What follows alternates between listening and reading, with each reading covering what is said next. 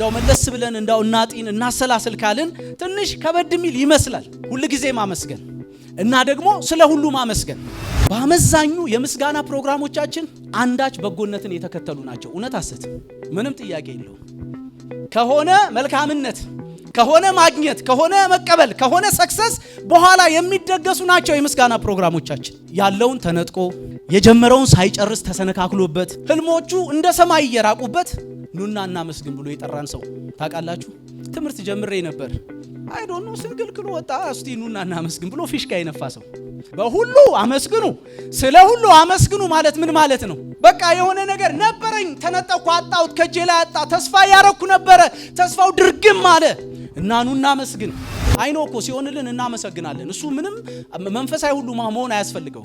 የሆነ ነገር ሲኖር ስለ እግዚአብሔር አስበው የማያውቁ ሰዎች እግዚአብሔርማ እንደኔ ማናለው ይላሉ። በቃ አይተወኝም እኮ አይጥለኝም እኮ ይላሉ። ምንም መጽሐፍ ቅዱስም ምንም ሳይጠቅሱ እሱም መንፈሳዊ ነገር ሳይገባቸው በሰላም ወረዳ ይቻላል እንደሱ አይነቱ። ግን የህይወት መልክ ሲቀየር ወየብ ሲል ነገር ደመንመን ጨለምለም ሲል መልሳለ። ለዚህ መጋቢዎች ጋር የህያው ማህደር ፓስተሮች ጋር መልሳለ። ትደፍራላችሁ። እስቲ ዝም ብላችሁ እግዚአብሔርን አመስግኑ ለማለት የሆነው ይሁን አመስግኑ ለማለት መጽሐፍ ቅዱስ ግን ይደፍራል። እኔ መልካም በማልለው ሁኔታ ውስጥ በማልፍበት ጊዜ ሳይቀር እግዚአብሔር ምንድነው? መልካም ነው። በእኛ ገጠመኝ አይለካም። የነገር መልክ ተቀይሯል። እግዚአብሔር መልካም ነው። አንዳንድ ማንወዳቸው ነገሮች፣ የሚያስከፉ የሚያበሳጩ ነገሮች መንገዳችን ላይ መጥተዋል። እግዚአብሔር መልካም ነው። የእግዚአብሔርን ቃል ከሶስት ቦታ ላይ አነባለሁ። የመጀመሪያዎቹን ሁለት ጥቅሶች ከኤፌሶን መጽሐፍ አነባለሁ። ከዛ ከቆላሲያስ መጽሐፍ ላይ አነባለሁ። የኤፌሶን መጽሐፍ ምዕራፍ 5 ቁጥር 3 እና 4 መጀመሪያ አነባለሁ በጌታችን ስም። ለቅዱሳን እንደሚገባ ግን ዝሙት፣ ርኩሰት ሁሉ ወይም መመኘት በእናንተ ዘንድ ከቶ አይሰማ።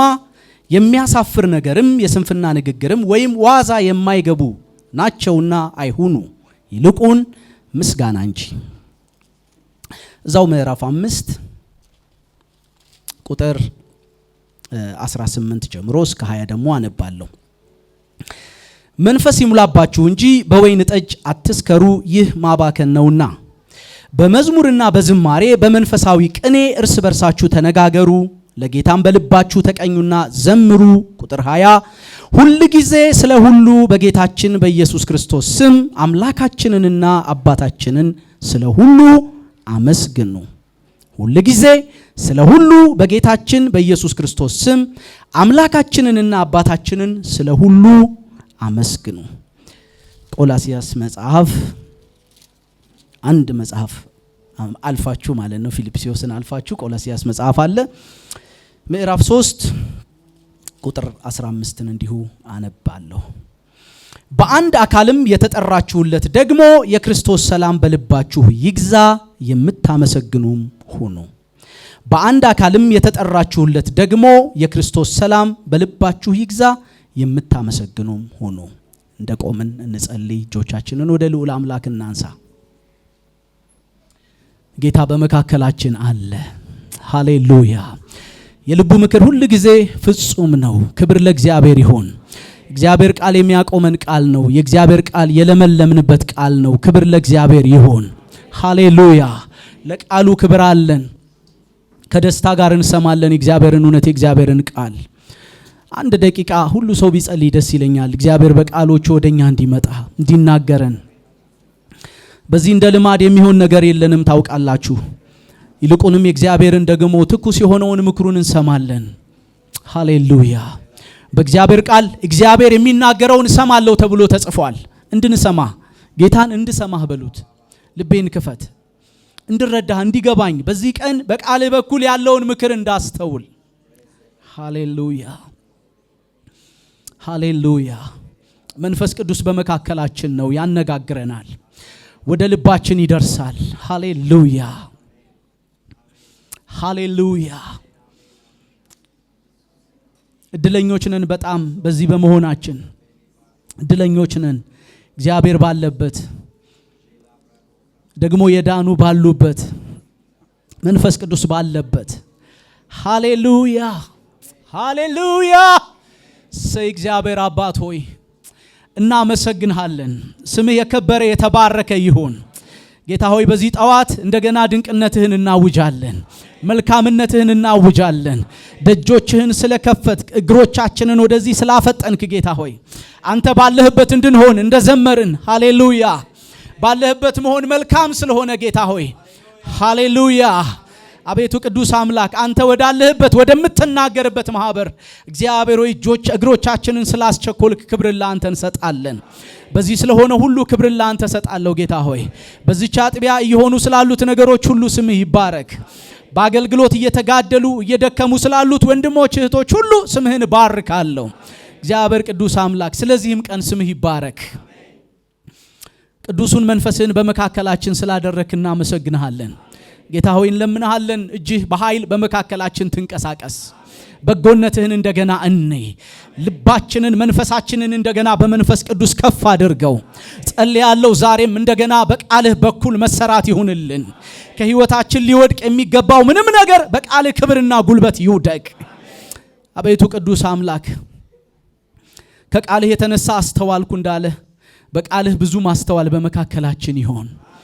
እየሰማን እንዳንፈዝዝ እጸልያለሁ። እየሰማን እንዳንተላለፍ እጸልያለሁ።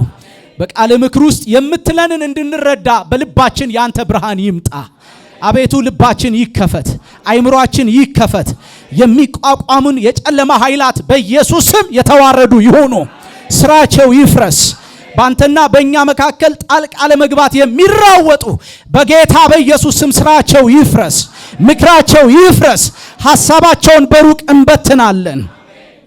አንተ ብቻ ተቆጣጠረን ጌታ ሆይ ለምንሃለው። እኔም እግዚአብሔር ሆይ በመካከላችን ልዩ ረድኤትህን የሚሹ ቢኖሩ ምናልባት የታመሙ በሐዘን የተጨመቱ ልባቸው የተሰበረባቸው ቢኖሩ ለምንሃለው ያንተ ረድኤት ያገኛቸው።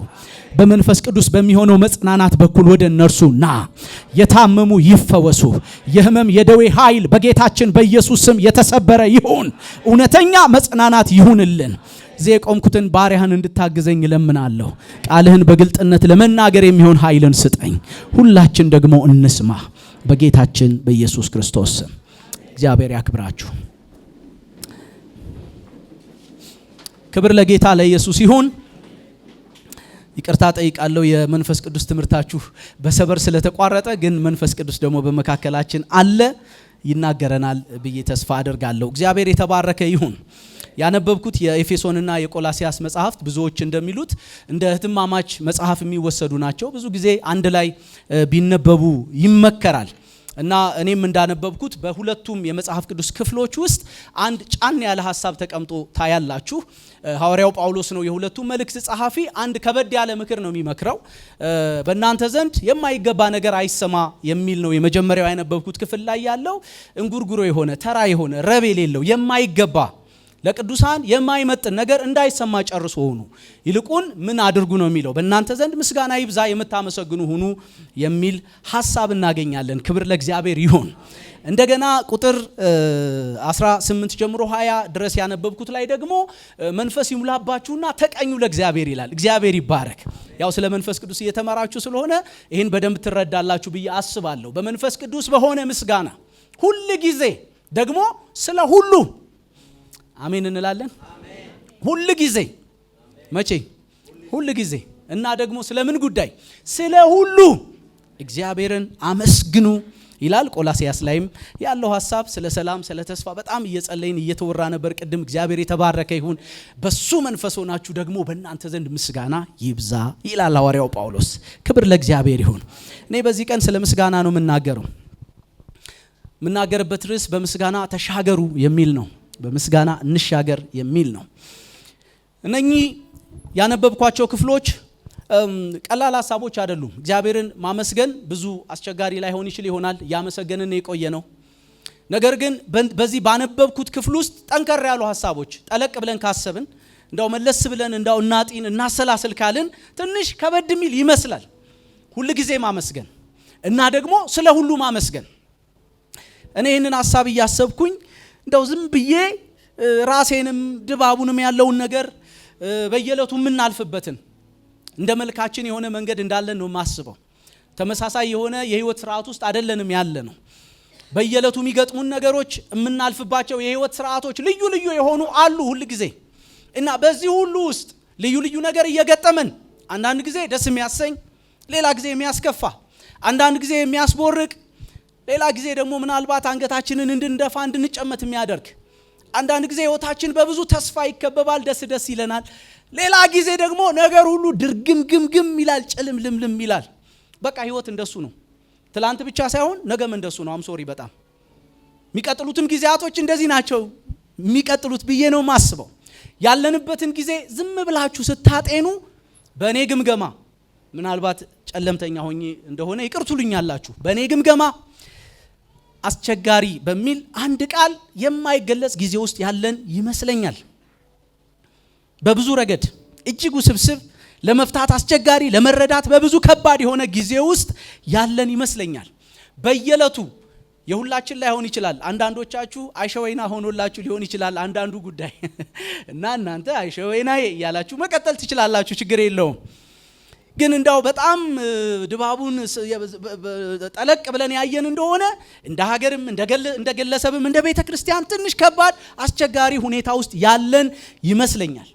በየዕለቱ ከሚገጥሙን ነገሮች ተነስተን እንዳው በየዕለቱ የሚገጥመን ነገር አንገታችንን በደስታ አቅንተን አለ አይደለም ይመስገን የሚያሰኝ ከዚህ በሚፈልቅ ደስ በሚያሰኝ እንደሱ ባለ ምስጋና እግዚአብሔርን ለማክበር እንደው የሚጋብዝ የሚያንደረድር አይመስለኝም። በየዕለቱ የሚገጥመን ነገር ምናልባት ከዛሬ ተነስተን አይ ነገ ደህና ይሆናል፣ ነገ መልካም ይሆናል የሚል መዝሙር አለ አይደል?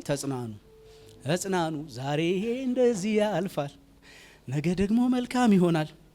ከዛሬ ተነስተን እንደው አንዳንዱን ድባብ አይተን ነገ ደህና ይሆናል እንዳለን ብለን እንደው ይመስገን እንዳንል እንኳን ድባቡ እሱን የሚጠቁም አይመስልም።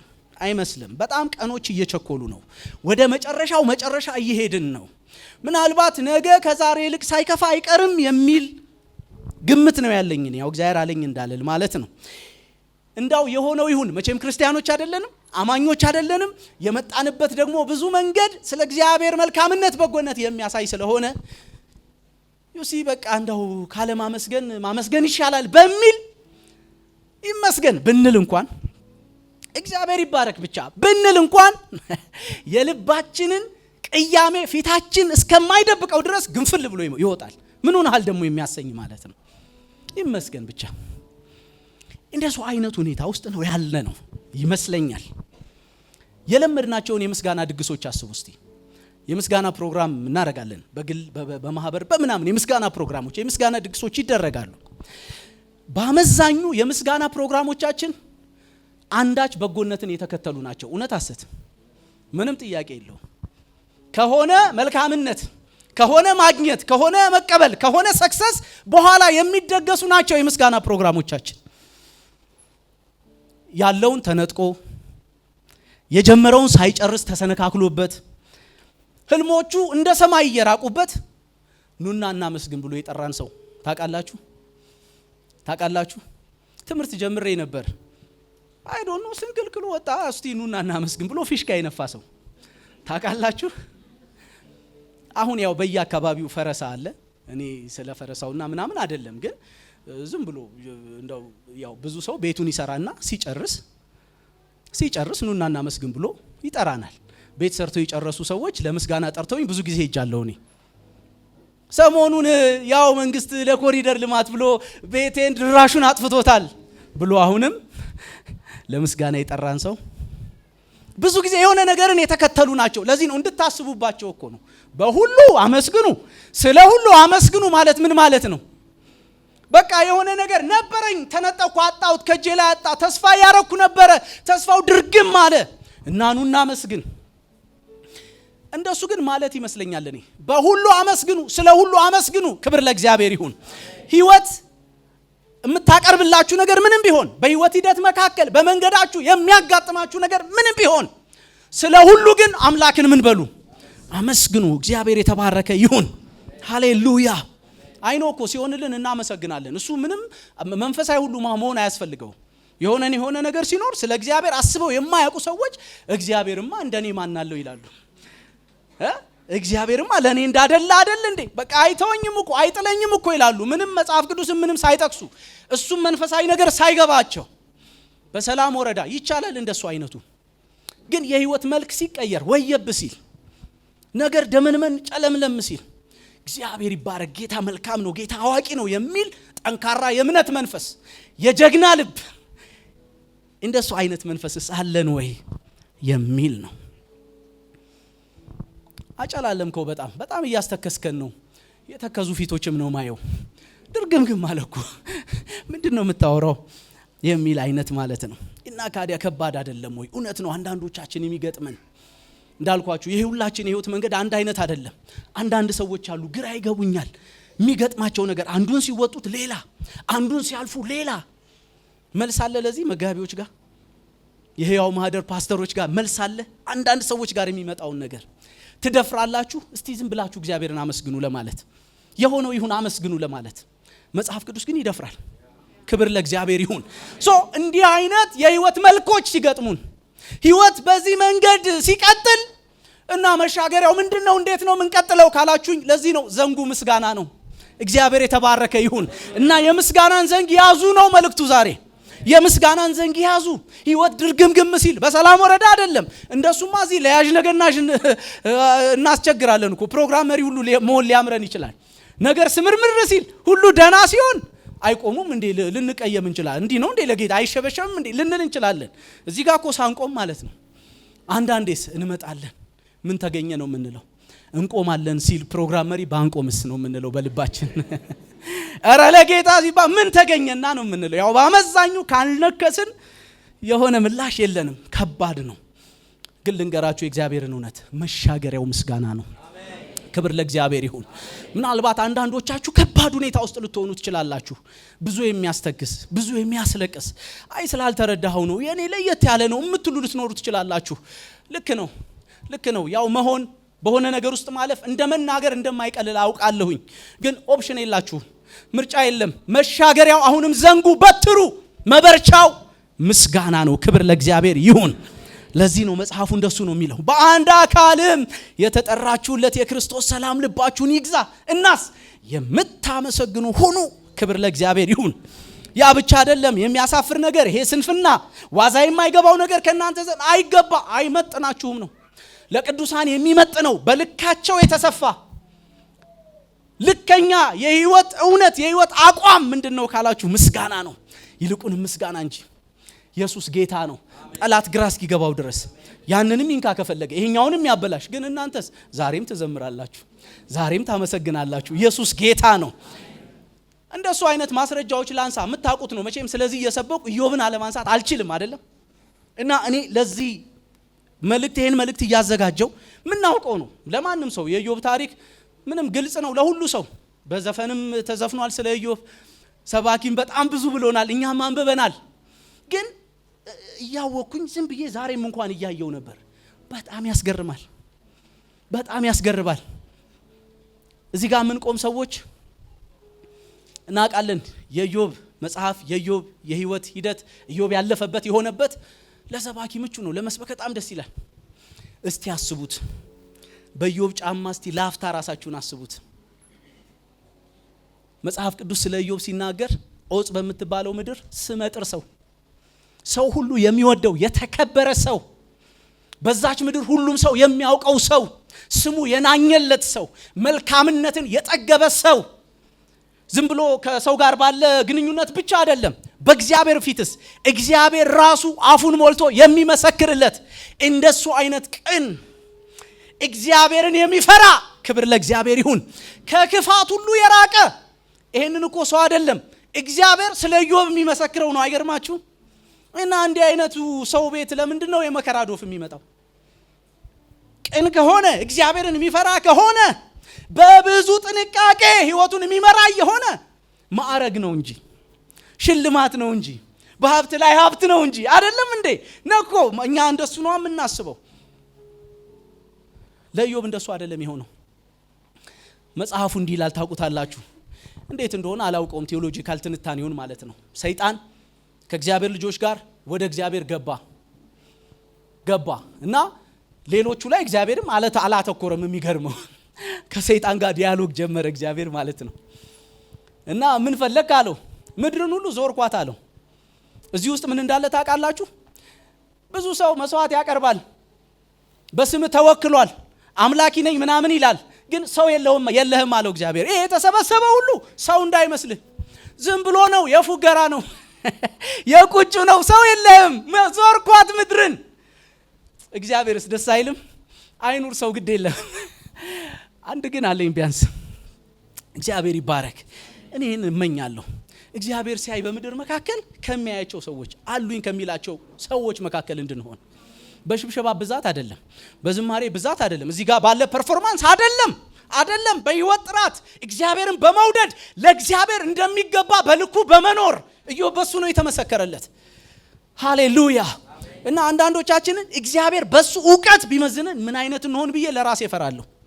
በእግዚአብሔር ቢናገር ስለኔ ቢናገር እግዚአብሔር እንደዚህ ሊሆን ስንቴን ግን አይተኸዋል? ይህ ሊሆን ቅድም ዘርዬ እንዲህ ነው ወዳጄ በጣም ጥሩ ምናምን የሚለውን እግዚአብሔር ይህ ሊሆን በጣም አስፈሪ ነው። ኢዮብ እንዲህ አይነት ነው። ክብር ለእግዚአብሔር ይሁን። እግዚአብሔር በኩራት ተናገረለት። አይተኸዋል? ያልካቸውን ሁሉ ተዋቸው፣ አይተኸዋል? አንዳለኝ እና ምን ያስደንቃል አለ ሰይጣን። ምን ያስደንቃል? እንደ ኢዮብ አይነት ክብር የጠገበ ሰው አለ እንደ ምድሪቱ ላይ? በሀብት ላይ ሀብት ሰጥተው፣ በልጅ ላይ ልጅ ሰጥተው፣ 10 ልጅ ነው ያለው፣ 7 ወንዶች 3 ሴቶች ልጆች ነው ያሉት። እና ኢዮብ ቢፈራ ያስደንቃል? ኢዮብ ቢያከብር ቢከተል ቢገዛል ቢያመሰግን ያስገርማል? እስቲ እጅን ስደድ፣ እስቲ ንካበት። እግዚአብሔር ያውቃል በማ መወራረድ እንዳለበት። ክብር ለእግዚአብሔር ይሁን። እና በዚህ ሰው ተወራረደ እግዚአብሔር። ሂድ ፈቅጄልሃለሁ፣ ነፍሱን እንዳትነካ ሂድ አለው። ከዛ የሆነው ያስደነግጣል። ቅድም ነግሬያቸዋለሁ። ኢዮብ የደረሱ ልጆች ነው ያሉት። በተለይ ወንዶቹ ትልልቆች ናቸው። በፈረቃ በየቤቶቻቸው የምስጋና ፕሮግራም ያዘጋጃሉ።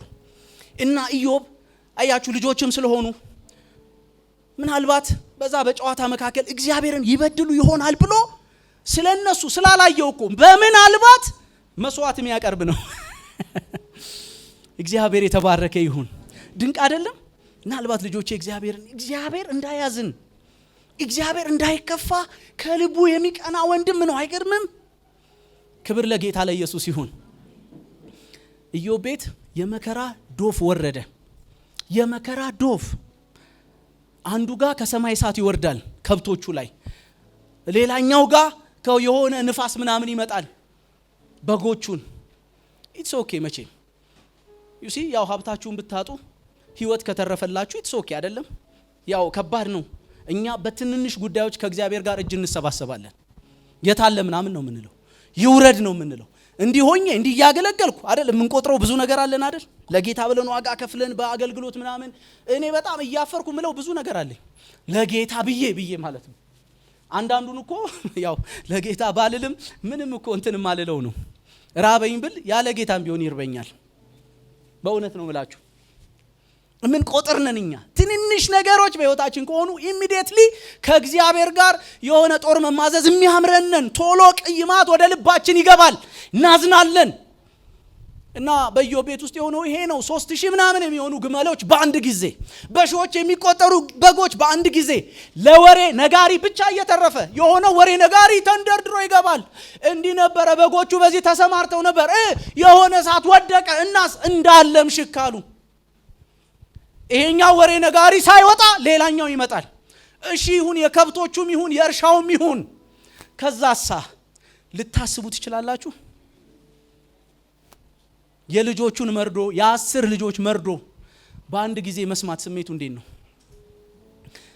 ስሜቱ እንዴት ነው? ምን አስተረፈለት እግዚአብሔር ለኢዮብ? ተረት አይደለም መቼም። የአዲስ ኪዳን ጸሐፍት ኢዮብ እንደታገሰ ሰምታችኋል ብለው መስክረውለታል። በዚህ ውስጥ ነው ያለፈው። ለዚህ ነው ያልኳችሁ ለመስበክ ቀላል ነው። እኔ መጽሐፍ ቅዱስ ኮሌጅ እያለሁ አንድ ህልም አየሁ እና የመጀመሪያ ልጄ በቃ በሆነ አስጨናቂ ነገር ውስጥ ሆና አየሁኝ። ስነቃ ልቡ እንደታፈነ ሰው ሆኖ ነው የተነሳሁት። መተንፈስ እያቃተኝ ማለት ነው። ሮብ ቀን ነበረ። ከባድ ሮብ አሳለፍኩኝ ማለት ነው። አይለቀኝም ያ ስሜት። ምንም እንኳን አልሆነችም፣ ግን በቃ እኔ ያየሁት ነገር ዓለሜን በጠበጠው ማለት ነው። መደበኛ ሰው መሆን አቃተኝ፣ መማር አቃተኝ። ሮብ ሆነ፣ ሐሙስ ሆነ፣ ሐሙስ ቀን ላይ ለአንድ ጓደኛ ደብረ ዘይት ነበር የምማረው እዚህ ላለ ለአንድ ጓደኛ ይደወልኩለት መጣለው ብዬ ሃፍ ዴይ በቃ በፊቱ ተንበርክኬ እጂ እየጫነ እየጸለየልኝ እዚህ ጋር እንደዚህ የተጨበጠ የሚመስለው ነገር ለቀቀኝ። ምንም እንኳን አልሆነችም። አንድ ህልም ነው ያየሁት ለአንድ ልጄ ማለት ነው። ያስር ልጅ መርዶ መስማት ስሜቱ ምን አይነት ነው? ይሄ ሁሉ ሲሆንበት ኢዮብ ውረድ ቢል እግዚአብሔርን ትፈርዱበታላችሁ? እጁን ሰብስቦ ና ውረድ ይዋጣልን ቢል ትፈርዱበታላችሁ? ምክንያቱስ ምንድነው? ምንድነው ያረገው? ምንድነው ያጎደለው? ስለሱ ሁሉ አይደለም። እና የኢዮብ ሪአክሽን ምን ነበረ ስትሉ ይሄን ሁሉ ሰማ፣ ከዛ ጸጉሩን ተላጨ፣ ልብሱን ቀደደ ይላል። ሊጣላ እኮ ነው የሚመስለው። ከዛ በግንባሩ ወድቆ ሰገደ ይላል። ሃሌሉያ! እግዚአብሔር የተባረከ ይሁን። በሁሉ አመስግኑ ማለት ይሄ ነው። በጣም ከዚህ ክላይማክስ የተነሳውት ምንድነው? በህይወታችሁ ምንም ቢገጥማችሁ በዚህ ልክ አይሆንም። ምንም አንዳንዱ ሰው ትንሽ ነው የሚበቃው ከእግዚአብሔር ጋር ለመፋታት፣ ከእግዚአብሔር ጋር ለመቀያየም፣ ይሄን ቤት ዘግቶ ለመሄድ ትንሽ ነው የሚበቃው። የእግዚአብሔር ቤተክርስቲያን በብዙ አክራፊዎች፣ በብዙ ቂመኞች፣ በእግዚአብሔር ላይ ባቀሙ፣ በእግዚአብሔር ላይ ባኮረፉ ሰዎች የተሞላ ነው ብዙዎቹ። እኛ ሲጀመር አመጣጣችንም ልክ ስላይደለ ማለት ነው። ለማግኘት ስለመጣን ሚያከርመን ማግኘት ብቻ ነው። የሆነ ነገር ከጎደለ በጣም አስቸጋሪ ነው። ይሄው የሰውዬ ተንበረከከ፣ ስንፍና ለእግዚአብሔር አልሰጠም ይላል። ክብር ለእግዚአብሔር ይሁን። ስግደቱ እኮ ልክ ነህ አንተ፣ ምንም ልታደርግ ትችላለህ። ልክ ነህ፣ ምንም ልታደርግ ትችላለህ። አይጠየቀኝ አንተ። ክብር ለእግዚአብሔር ይሁን። ለምንድነው እኮ ማለት ይቻላል። አይጠየቀኝ አንተ፣ ምንም ብታደርግ ልክ ነህ። ሉዓላዊ ነው ብለን ዘምረን የለ እንደሱ ማለት ነው። ሉዓላዊ ማለት እግዚአብሔር ሉዓላዊ ነው ስንል አይጠየቀኝ ነው ማለታችን ነው። የፈለገውን በወደደው ጊዜና በወደደው መጠን ሳያስፈቅደን ማድረግ ይችላል ማለት ነው። አሜን እንላለን። ሳያስፈቅደን ሃሌሉያ። በቃ እሱ እግዚአብሔር ነው፣ የወደደውን ሊያደርግ ይችላል። ይሄ ነው የገባው። ያቺ ስግደት መልእክቷ ይሄ ነው። በቃ ልክ ነህ አንተ፣ አልገባኝም፣ አጥቻለሁ ብዙ ነገር፣ ያለኝን ሁሉ ከትልቅ ከፍታ ላይ እንደመፈጥፈጥ ነው። ግን እንደሱም ቢሆን አንተ ልክ ነህ። እግዚአብሔር ይባረክ። ይገርመኛል። ይሄ ከሆነ በኋላ እንደገና ሰይጣን አሁንም ከመላእክቱ ጋር ገባ ወደ እግዚአብሔር ይላል። ገባ። አሁንም እግዚአብሔር በዛው ኩራት ነው ያለው። ሃሌሉያ። አሁንም እንደዛው ነው የሚለው እግዚአብሔር። አየኸው ባሪያዬን ኢዮብን አየኸው፣ ነካኸው አይደል? አንደ መሰልህ አይደለም። አይጣላኝም፣ አይቀየመኝም፣ ከኔ ፊቱን የሚመልስ አይደለም፣ ዞር የሚል አይደለም። ሃሌሉያ። እግዚአብሔር የተባረከ ይሁን። ሰይጣን ምን አይነት አሳጪ ነው! እኔ እሱን እያነበብኩ እግዚአብሔር ምን አይነት ጠንካራ ቅጥር ነው በዙሪያችን ያደረገው። ዩሲ ሰይጣን እኮ እዚህ ጋር ባለው 2 ደቂቃ ጩኸት የምንረታው ባላንጣችን እኮ አይደለም። በመሰረቱ እግዚአብሔር ብርቱ ቅጥሩን በዙሪያችን አድርጎ ነው። ምን ሲሆን ነው ማለት በቃኝ የሚለው? ልጆቹን አውድሞ ሀብት ንብረቱን አውድሞ እንዳልነበር አድርጎት ሰውየውን ግን አልበቃውም። ምን አይነት ጨካኝ፣ ምን አይነት ክፉ ባላንጣ ነው ያለን! አይገርምም? እና አሁንም እና አየኸው አይደል ሲለው እና ካዲያ ቁርበት ስለ ቁርበት ነው። ሰው ስለ ህይወቱ ያለውን ሁሉ እንደሚከፍል አታውቅም? ይሄ ማለት በጣም ከባድ እንደሆነ ታውቃላችሁ። እና ምን ልጆቹን አይደል የገደልከው? በጎቹን ግመሎቹን አይደል እንዴ? እሱን መች ነካኸው እኮ ነው። የወለዳችሁ ልጆች ያሏችሁ ታውቃላችሁ። ነፍሳችሁን፣ የልጆቻችሁን ነፍስ ስለናንተ ህይወት ትለውጣላችሁ? ይለወጣል። እኔም እንኳን አሁን ምጸልየው እንዴ ማለት በቃ እኔ ከሞትኩ በኋላ እኔ ካለፍኩ በኋላ ልጆቼ እንደሆኑ ቢሆኑ ነው። እንዳልኳችሁ አሁን እንኳን እየሰበኩ ያየው እንዲህ አይነቱን ለማሰብ ይሰቀጥጠኛል። ኢዮብን በዚህ ነው የሚያሳጣው። አይገርማችሁም? ዩሲ እሱን መች ነካው? እሱን ብትነካው ልጆቹን ከሱ ውጪ የሆነ ነገር ነው የነካው። ልጆቹ እሺ ሀብቱ ከሱ ውጪ ይሁን፣ ልጆቹ ከሱ ውጪ ናቸው እንዴ? በታሪክ ሊሆን አይችልም። በዚህም ሁኔታ ውስጥ እግዚአብሔር በኢዮብ የሚተማመን ነው። ንካዋለሁ፣ ህይወቱን ተው፣ የፈለከውን አድርግ ሰውነቱ ላይ ያለው መታቁት ነው። ከራስ ጸጉር ለማለት እኔ ይቸገራለሁ፣ ያው ጸጉር ስለሌለኝ እንደምታቁት። ግን ከራስ ጸጉር ጀምሮ እስከ ግር ጥፍሩ ድረስ በቁስል ተመታ፣ ከባድ ቁስል በቃ እና ለማከክ ኃይል እስከማይቀርለት ድረስ እንዲህ ባለው ክፉ ደዌ ተመታዮ። አሁንስ አትሉ ማከክ ነው። እና እኔ እየዘመረ የሚያክነው ይመስለኝ። እግዚአብሔር ሰጠ እሱ ነሳ፣ የእግዚአብሔር ስም የተባረከ ይሁን ይመስለኛል። ሚስቱ ከግሪክ የተጨመረ የሚለው ፓርት ላይ ምዕራፍ 2 ላይ ትዞር ነበር ይላል። በአንድ ጊዜ ማለት የሆነ ጊዜ እንትን አለና ከሀገር ሀገር ምክንያቱም በአንዴ ሁሉ ነገራቸው ወደመ እና እምትለምን ሴት እየሆነች እና ዞራ ስትመጣ እግዚአብሔርን ተቀይመዋለች። በደናው ቀንስ አመስጋኝ ነበረች፣ ፕሮግራም መሪ ነበረች። አረ እንዲህ ነው ወይ ልጆች ምትልናት፣ አረ ለጌታ እስቲ ምትልናት። የነገሩ መልክ ሲቀየር የአምልኮ አቋሟ ተቀየረ። እግዚአብሔርን ተቀየመችው እና በትብብር እግዚአብሔርን ለመሳደብ ልቧ ፈቀደ እና እርግጠኛ ነበረች። አሁን ኢዮብም እያጉረመረመ ነው። ዞራ ስትመለስ የምትሰማው ከሩቅ የዝማሬ ድምጽ ነው። ይዘምራል። መጣች። እስካሁን ፍጹምነትን ይዛሃል። አሁን የምስጋና እኮ አይደለም ጊዜው። የምንድን ነው? የስድብ ነው። ተባብረን እንሰድበዋለን። ምንድን ነው የቀረው? ሰነፍነሽ አለ።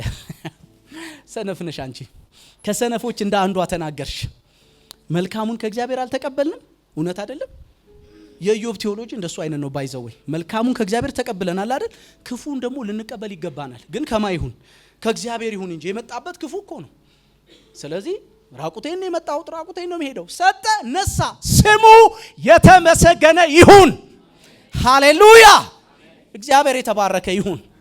ይሄው ምስክር በሁሉ ስለ ሁሉ ክብር ለእግዚአብሔር ይሁን። ሃሌሉያ! ይቻላል ማለት ነው።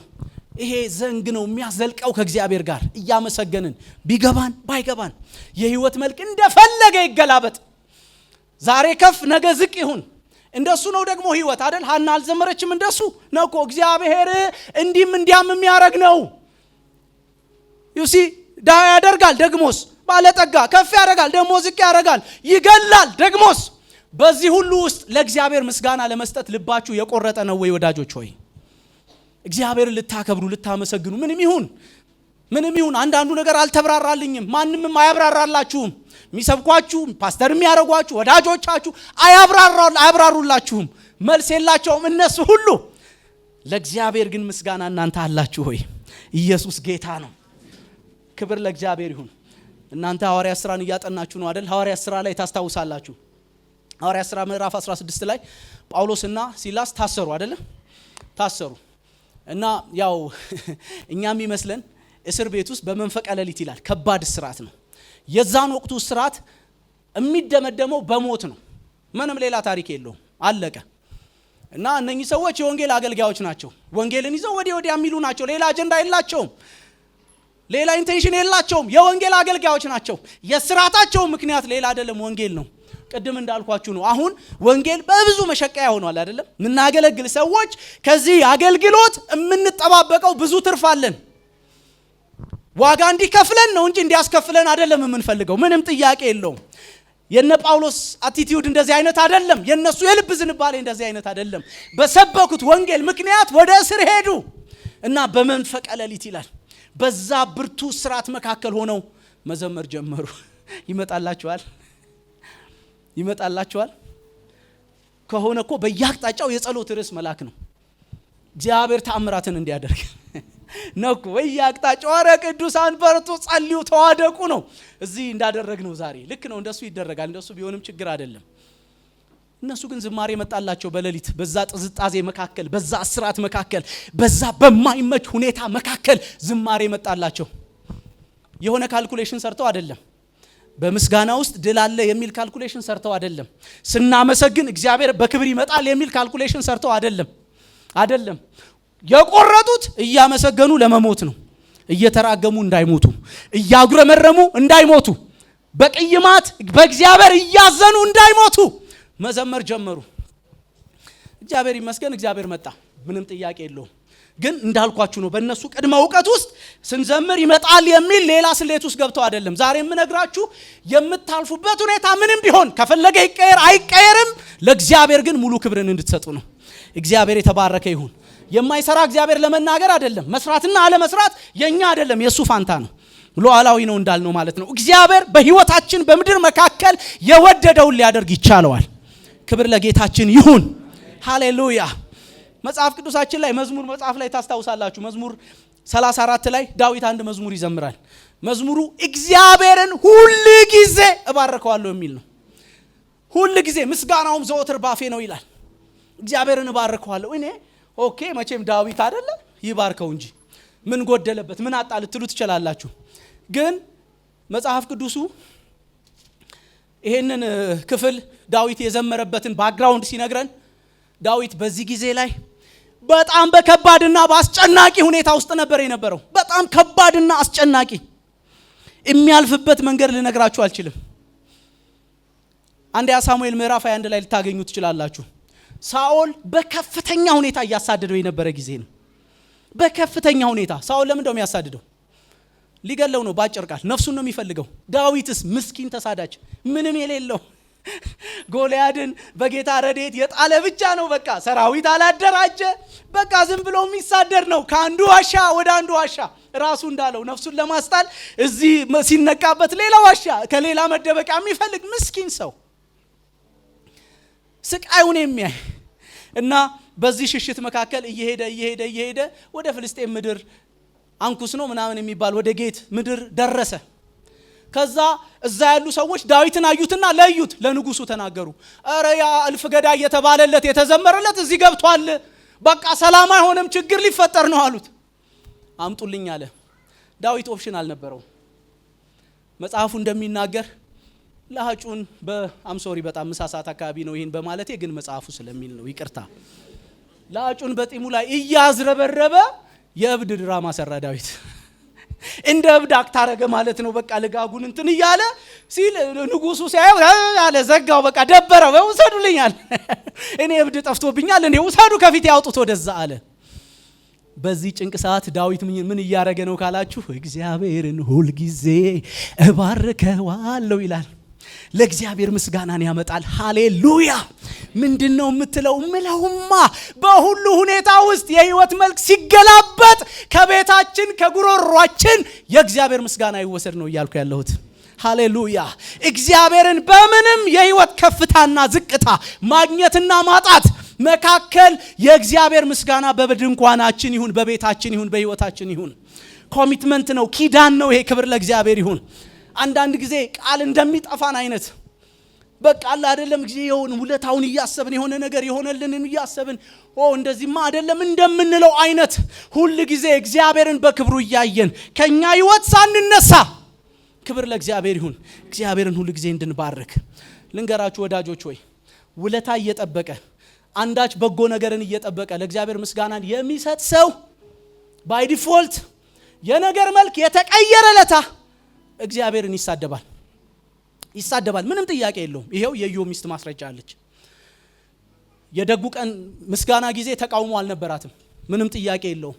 እስራኤልም በመጽሐፍ የምናገኛቸው እስራኤል ለስሙ ዘመሩ ይላል፣ አመሰገኑ። ከዛ ሌላ ነገር ደግሞ ሲገጥማቸው ፈጥነው ስራው ረሱ፣ እንዳውም ልዑልን በምድረ በዳ አሙት ይላል። ይችል ይሆን አሁን እግዚአብሔርን ትላላችሁ? ይችል ይሆን? ምክንያቱም እነሱ ሲቀበሉ ሲነክሱ ብቻ የሚዘምሩ ናቸው። ልንገራችሁ አዲስ ኪዳን ወደ ምስጋና ሙላት የገባንበት ኪዳን ነው። እንካ በንካ ምናምን አያስፈልገንም። መደረግም ከሆነ ይሄው በክርስቶስ በኩል እናንተ ብዙ መስቀሉን ተረካችሁ የለ በቃ እሱ የህይወት ዘመን ምናልባት እግዚአብሔር እልፍ ዘመን ቢቸረን ለእግዚአብሔር ምስጋና ሰተን የምናጣፋው አይደለም፣ የሚካካስ አይደለም። ክብር ለእግዚአብሔር ይሁን። በየለቱ የሆነ ቁጥቁጥ አንጠብቅም። የተደረገልንን እግዚአብሔር ሊያደርግ ይችላል በየለት ህይወታችን። ባያደርግም ይሄው ክርስቶስ በህይወታችን አለ። ክብር ለእግዚአብሔር ይሁን።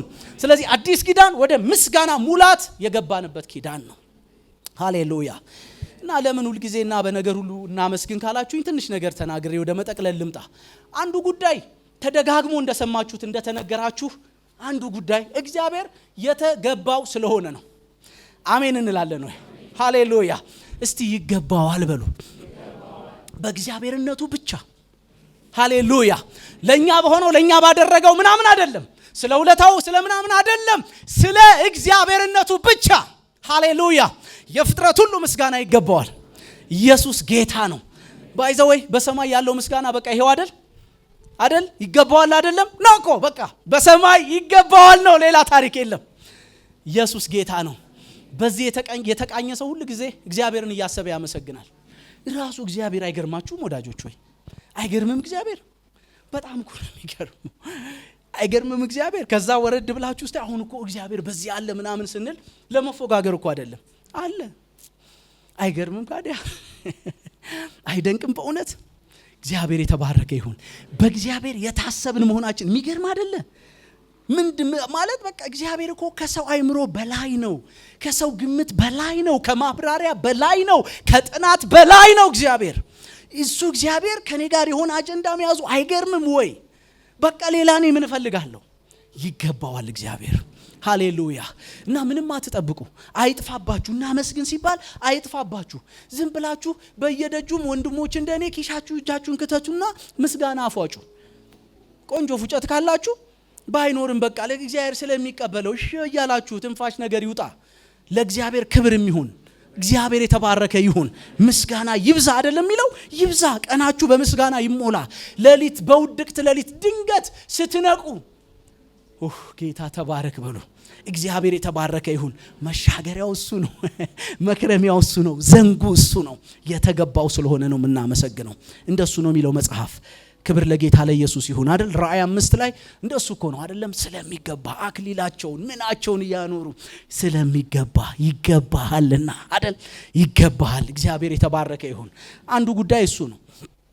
ሁለተኛው ከኛ ውጪ በሆነ መንገድ የእግዚአብሔር ስራ ብዙ ስለሆነ ነው። መጽሐፍ ቅዱስ ስራው ብዙ ምስጋናውም ተነግሮ የማያልቅ ነው ይላል።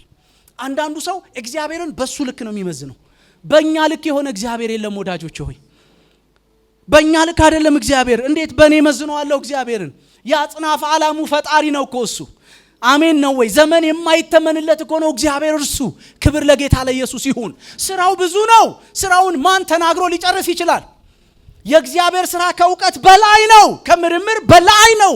ክብር ለጌታ ለኢየሱስ ይሁን። ስለዚህ ነው ምስጋና የሚገባው በዓለሙ ላይ አክቲቭ ስለሆነ እግዚአብሔር። አንዳንዶች እንደሚመስላቸው አይደለም። አሁን በዓለም ላይ በጣም ብዙ ምስቅልቅል ስላለ እግዚአብሔር ከዓለሙ ኦፍ የሆነ ይመስላቸዋል። እንደሱ አይነት እግዚአብሔር አይደለም ያለው። አክቲቭ ነው።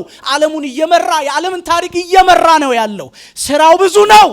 ስለዚህ ምስጋናው ተነግሮ የማያልቅ ስለሆነ እኔን አይደለም የማስበው። ቀና በሉ፣ ከናንተ ቀጠና ውጡ፣ ከናንተ ዛጥር ውጡና በጣም ሰፊ የሆነውን ምጡቅ የሆነውን ረቂቅ የሆነውን የእግዚአብሔርን ስራ አስቡ። ሃሌሉያ። ዳዊት መዝሙር 39 ምናምን እኮ ሲዘምር እንደሱ ነው የሚያስበው፣ እግዚአብሔርን እያሰበ። ሃሌሉያ። እንደሱ ሲሆን እልልታ ከድንኳናችሁ አይጠፋም፣ ምስጋና ከድንኳናችሁ አይጠፋም። ዝም ብላችሁ እግዚአብሔርን ስታስቡ አይታችኋል። አሳፍ በእንጉርጉሮ እኮ ተመልቶ ነው በቃ እግዚአብሔር ጥሎን ይሆን ትቶን ይሆን ምህረቱን በቁጣ ዘግቶ ይሆን ምናምን እያለ ሄዶ እግዚአብሔርን አሰብኩት ይላል። በጣም ዲፕ ነገር ነው እግዚአብሔርን ማሰብ ማለት። አሰብኩት፣ እግዚአብሔርን አሰብኩት። ሃሌሉያ። እና ወለካ ይሄውን የሚያስበው ነገር ስንፍና ነው። ከሱ ህይወት ጋር ከገጠመኙ ጋር ምናምን አንስቶ የሚያየው ነገር ስንፍና ነው። እና እሱን ወደ ማሰብ ጥልቀት፣ ስራውን ወደ ማሰብ ጥልቀት እንግባ። ሃሌሉያ። መጽሐፍ ቅዱስ በመዝሙር 106 ቁጥር 2 ላይ እንዲህ ነው የሚለው፣ ስለ እግዚአብሔር ታላቅ ስራ ማን ሊናገር ይችላል? ምስጋናውንስ ሁሉ ተናግሮ ማን ይጨርሳል ይላል። ኢየሱስ ጌታ ነው። ለምንድን ነው ሁሉ ጊዜ ስለ ሁሉ ማመስገን ያለብን? እግዚአብሔር በገጠመኞቻችን የማይለካ ስለሆነ ነው። ገጠመኞች የሚለዋወጡ ናቸው። ህይወት አንድ አይነት ቅርጽ አይደለም ያላት፣ አንድ አይነት መልክ አይደለም ያላት። ምንም እዚህ እንኳን የምንተዋወቅ ሰዎች በህይወታችን ስንት ነገር መጥቶ ስንት ነገር እንደሄደ እናውቃለን። ዩሲ በእኛ ህይወት እንኳን ማለት ነው። ዩሲ በሱ በኔ ህይወት ውስጥ በሚሆነው ነገር እግዚአብሔርን አልለካውም፣ አልመዝነውም። ከዚህ ያለፈ እግዚአብሔር ነው ያለው። አንድ ሰው እንዲህ ብሎ ተናገረ። ለ5 ዓመት በአስቸጋሪ ሁኔታ ውስጥ እያለፍኩ ነበር ይላል። 5 ዓመት ብዙ ነው አይደለም? በጣም ከባድ ነው። ብዙ ነው 5 ዓመት። የጭንቅ ሌሊት ረጃጅም ነው እንደምታውቁት። እንኳን 5 ዓመት አንድ ቀን በጭንቅ ከባድ አይደለም? ዩሲ በጣም በአስቸጋሪ ሁኔታ ውስጥ እያለፍኩ ነበር ይላል። ነገር ግን ይሄ ያለፍኩበት ሁኔታ እኔን ከማጥፋት ከማንኮታኮት ይልቅ አብስሎኝና አጠንክሮኝ አለፈ ይላል። የደረሰብኝ ነገር የገጠመኝ ነገር አላወደመኝም ይላል። አንዳንድ ሰዎች እንደዛ ናቸው። ባይዘው እኔ የሚገርሙኝ ሰዎች አሉ። በህይወታቸው የሚያልፈው ነገር የሚያስደነግጥ ነው፣ ከባድ ነው። እንዳልኳችሁ እናንተ ጥቅስ ትጨርሳላችሁ ለማጽናናት እነሱ እነሱስ እግዚአብሔር ይባረክ ይላሉ። ኮሚትመንታቸውን አይቀንሱም። ይገርመኛል፣ በጣም ይገርመኛል። ምን አይነት ጥንካሬ፣ ምን አይነት ብርታት! በእግዚአብሔር ላይ አቋማቸውን አይቀይሩም። ስትሮንግ ናቸው። ፈገግ ብለው ታያቸዋላችሁ። ዩሲ ምን አይነት ልብ ነው! የተባረከ ልብ፣ እግዚአብሔር የሚቀበለው የሚወደው ልብ። ሃሌሉያ! ይሄ ሰው ይሄንን ነው የሚለው። 5 ዓመት አስቸጋሪ ሁኔታ ውስጥ ነው ያለፍኩት፣ ግን አልወደምኩም። የገጠመኝ ነገር አላጠፋኝም፣ ይልቁንስ አጠነከረኝ ይላል። እግዚአብሔር ይባረክ። ከዛ 3 ነገር ተማርኩኝ ይላል። ስሙኝ፣ በዚህ ነው የምጠቀልለው። 3 ነገር ተማርኩኝ ይላል። አንዱ የተማርኩት ነገር በዚህ አስቸጋሪ ህይወት ውስጥ እያለፍኩኝ እግዚአብሔር ሁሉ ጊዜ መልካም መሆኑን ነው ይላል። ሃሌሉያ! እግዚአብሔር ሁሉ ጊዜ ምንድነው? መልካም ነው። እና ይሄ መልካምነት አንዳንድ ሰው ምንድነው የሚመስለው? እግዚአብሔር መልካም ነው ሲባል በቃ ሁሉ ጊዜ መልካም ነገር የምንለው በእኛ ስሌት እነሱን ፕሮቫይድ የሚያደርግ በመንገዳችን ብሎ ነው የሚያስበው። ይሄ ሰው የገባኝ የሚለው ምንድነው? እኔ መልካም በማልለው ሁኔታ ውስጥ በማልፍበት ጊዜ ሳይቀር እግዚአብሔር ምንድነው? መልካም ነው። ሃሌሉያ! ሁሉ ጊዜ እግዚአብሔር መልካም ነው። በእኛ ገጠመኝ አይለካም። የነገር መልክ ተቀይሯል፣ እግዚአብሔር መልካም ነው። አንዳንድ ማንወዳቸው ነገሮች፣ የሚያስከፉ የሚያበሳጩ ነገሮች መንገዳችን ላይ መጥተዋል፣ እግዚአብሔር መልካም ነው። ሃሌሉያ! ጠላት ግራ የሚገባው እንደሱ ሲሆን ነው ብያቸዋለሁ። የሆነ ነገር ለማበላሸት ከሞላለት ከሆነለት የሆነች ቀዳዳ ካገኘ ሊያቀያይም ነው። ጠበኛ ነው፣ አሰናካይ ነው። አስልቶ አድብቶ በእኛና በእግዚአብሔር መካከል የሆነ ነገር መፍጠር ነው የሚፈልገው። ግራ የሚገባው መቼ ነው ካላችሁ፣ የሆነውን ነገር ነክቷል። እናንተስ እግዚአብሔር ይባረክ እያላችሁ ከሆነ፣ ጌታ መልካም ነው እያላችሁ ከሆነ፣ ኢየሱስ ጌታ ነው። ትልቅ ይሁን ትንሽ በህይወታችሁ የሚያልፈው ነገር እግዚአብሔር መልካም ነው። ምንም ይሁን ግራ የሚያጋባ እንቆቅልሽ የሆነ የማይፈታ ውትብትቡ የወጣ ቢሆን እግዚአብሔር መልካም ነው።